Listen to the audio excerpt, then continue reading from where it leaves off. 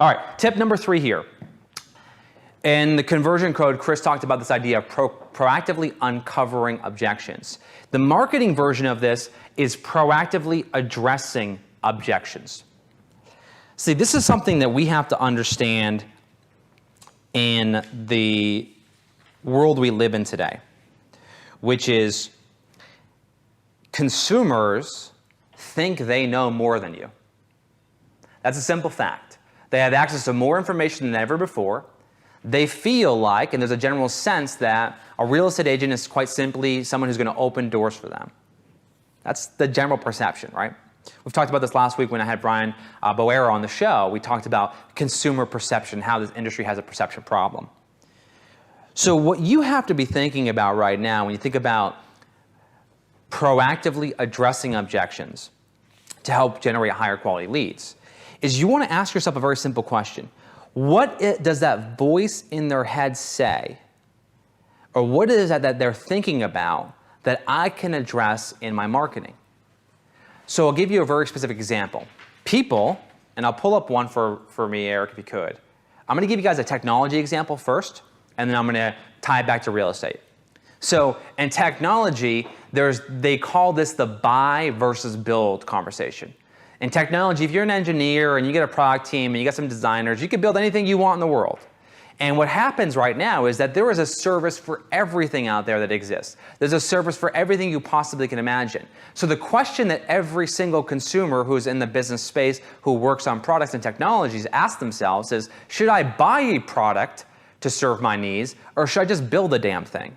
So we call this the buy versus build conversation. So a company called Nihilist, which offers basically an email integration service, which allows you to add email integration to your products or your apps, they address this head on.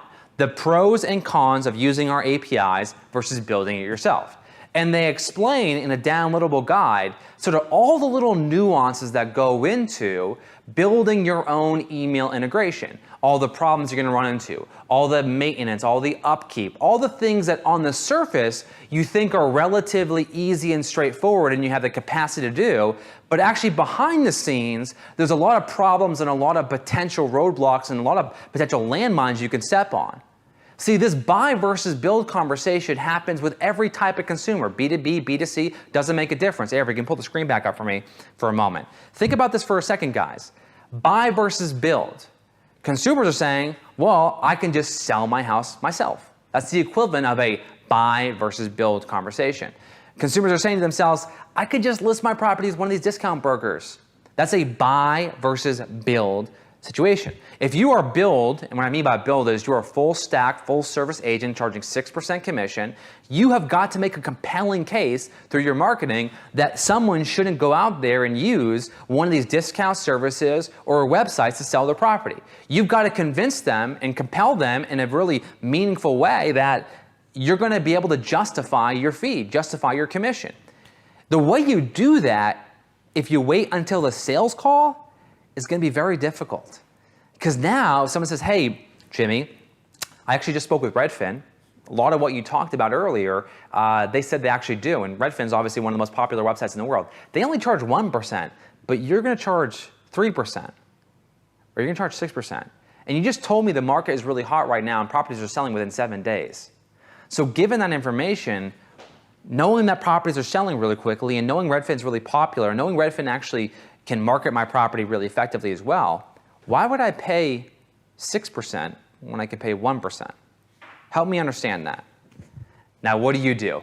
You jump right into your script. You start going, well, in fact, we actually have this 86-point marketing plan that goes, you are immediately in a defensive position where you have to overcome this objection because you didn't proactively address the objection with your marketing. You didn't convince them up front that in fact there is a real meaningful difference between the competition, whoever they are, and me. And if you go to Open Door, Eric, pull my screen if you could. If you go to Open Door for me, you'll see examples of this. They do, why is Open Door better? So guys, they're calling you out. So you should steal these ideas because they're good ideas. Put aside your rage, put aside your anger, put aside your annoyance. These companies know how to position that buy versus build conversation. They know how to proactively address objections through their marketing. So what you should have with your website, with your landing pages, with your email campaigns is you need to figure out what is the equivalent for you. What is selling with Compass? How is that different than selling with Remax? How is selling with Compass different than selling with a Redfin agent? How is selling with Compass different than selling with a FSBO or listing it yourself? Whatever the most common scenarios that come up during a conversation or the choices that consumers are using when it comes to hiring a real estate agent, whatever those things are, you should address those head on through your marketing. We live in a world, and Eric, you can come back to the camera, we live in a world where the consumers want to do a lot of self-service education before they talk to a salesperson.